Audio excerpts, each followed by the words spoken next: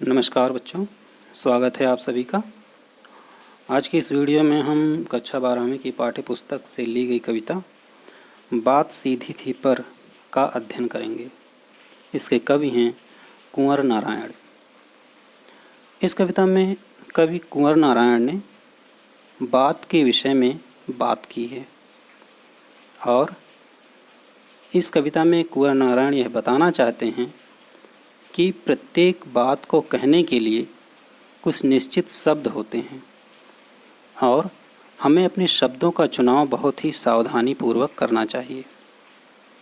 कभी कभी हम अपनी बात को कहने के लिए कठिन से कठिन शब्दों का प्रयोग करते हैं, बहुत ही चमत्कार पूर्ण शब्दों का प्रयोग करते हैं और इस चक्कर में हम अपनी बात को कह नहीं पाते और हमारी बात अधूरी रह जाती है। इसलिए कवि कहते हैं कि हमें अपनी बात को कहने के लिए सहज भाषा का ही प्रयोग करना चाहिए। तो आइए देखते हैं इस कविता को।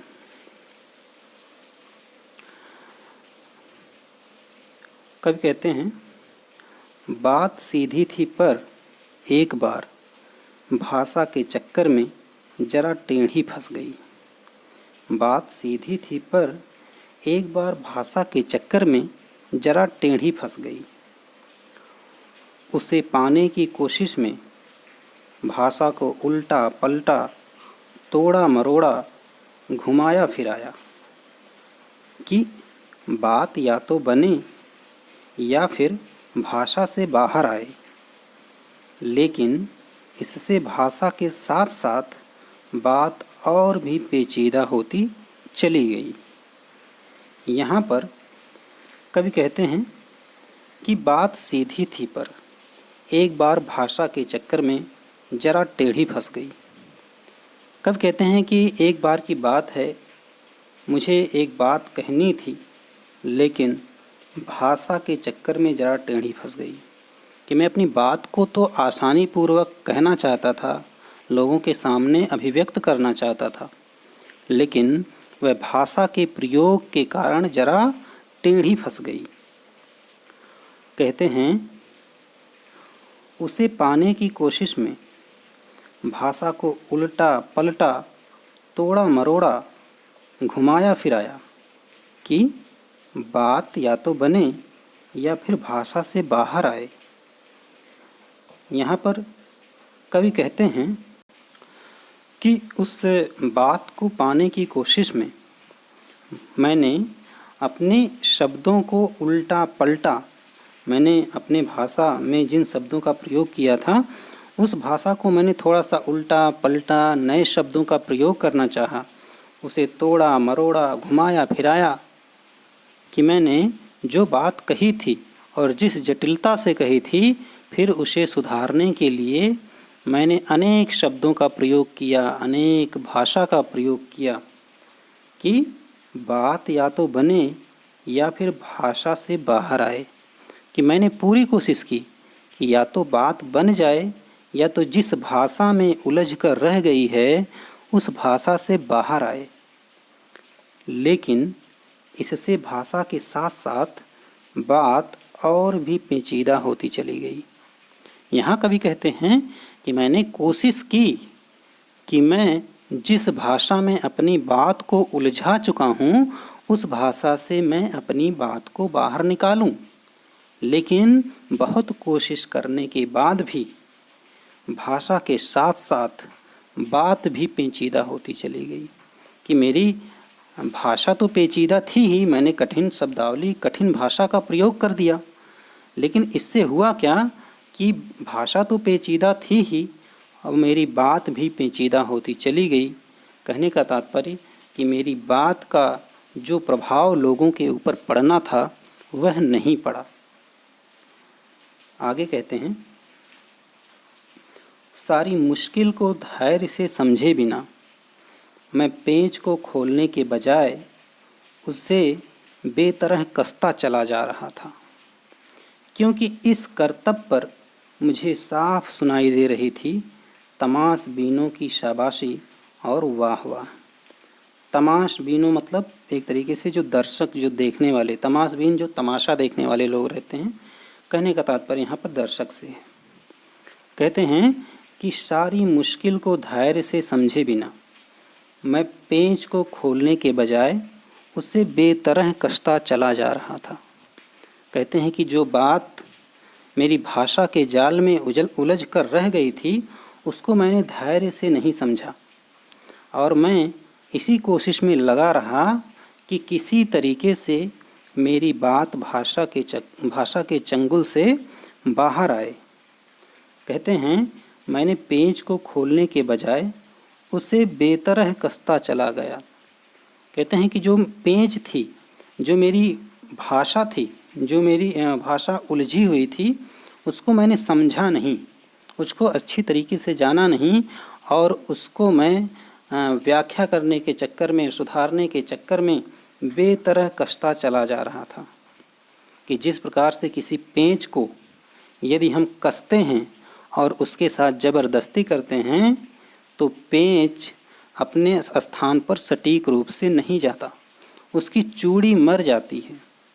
आगे कहते हैं क्योंकि इस करतब पर मुझे साफ सुनाई दे रही थी तमाशबीनों की शाबाशी और वाह वाह।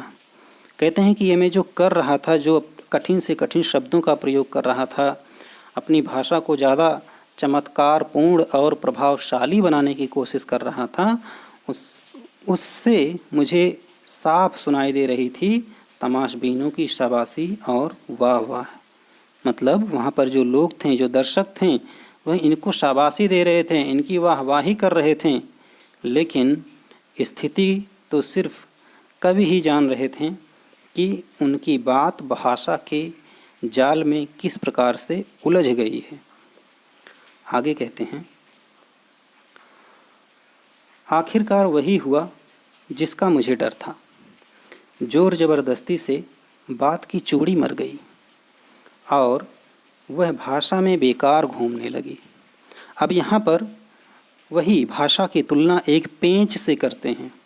पेंच, जैसा कि आप यहाँ पर देख रहे हैं कि एक जो पेंच होता है उसमें जो चूड़ी होती है, यदि हम अच्छी तरीके से उस पेंच को कसते हैं तो बड़ी ही आसानी से पेंच कसती हुई चली जाती है, लेकिन यदि हम उसके साथ ज़बरदस्ती करते हैं तो पेंच की जो चूड़ी होती है वह चूड़ी मर जाती है। वही कहते हैं कि आखिरकार वही हुआ जिसका मुझे डर था। जोर ज़बरदस्ती से बात की चूड़ी मर गई। कि मैंने जो बात कहने के लिए ऐसी भाषा का प्रयोग किया कि जिस भाषा का प्रयोग मुझे नहीं करना चाहिए था, मुझे आसान भाषा का प्रयोग करना चाहिए था, लेकिन जोर ज़बरदस्ती करते करते मेरी बात की जो चूड़ी थी वह मर गई। चूड़ी मरने का तात्पर्य यहाँ पर क्या है कि मेरे बात का जो प्रभाव लोगों पर पड़ना था, मेरी बात का जो आशय निकलना था वह नहीं निकला और बात का प्रभाव खत्म हो गया। कहते हैं और वह भाषा में बेकार घूमने लगी। कि भाषा के चक्कर में बात का प्रभाव ही खत्म हो गया और वह भाषा के जाल में उलझ कर रह गई। जिस प्रकार से जब किसी पेंच की चूड़ी मर जाती है तो वह फ्री हो जाती है और फ्री होकर घूमने लगती है, वह स्वतंत्र हो जाती है। फिर हमें क्या करना पड़ता है? हार कर मैंने उसे कील की तरह उसी जगह ठोंक दिया। उसके बाद कवि कहते हैं कि जब मैं अपनी बात को भाषा के चंगुल से बाहर नहीं निकाल पाया तो हार कर मैंने उसे कील की तरह उसकी जगह ठोक दिया। कि जब किसी पेंच की चूड़ी मर जाती है तो हम क्या करते हैं, उसके साथ सीधे ठोंक देते हैं कि किसी तरीके से अपने स्थान पर चली जाए। वही कवि ने अपनी भाषा के साथ किया। आगे कहते हैं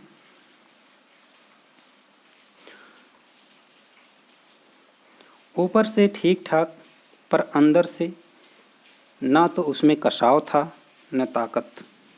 यहाँ पर कवि कहते हैं कि मैंने अपनी बात तो किसी तरीके से पूरी कर दी, किसी तरीके से भाषा के जाल में उलझाकर उसे निकालने की कोशिश तो की, लेकिन वह निकली नहीं। और किसी तरीके से मैंने अपनी बात पूरी कर दी, लेकिन स्थिति वही थी एक कील की तरह।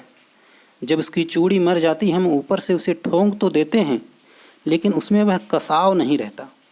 ठीक उसी तरीके से उनकी बात में अब वह कसाव नहीं था, वह ताकत नहीं थी।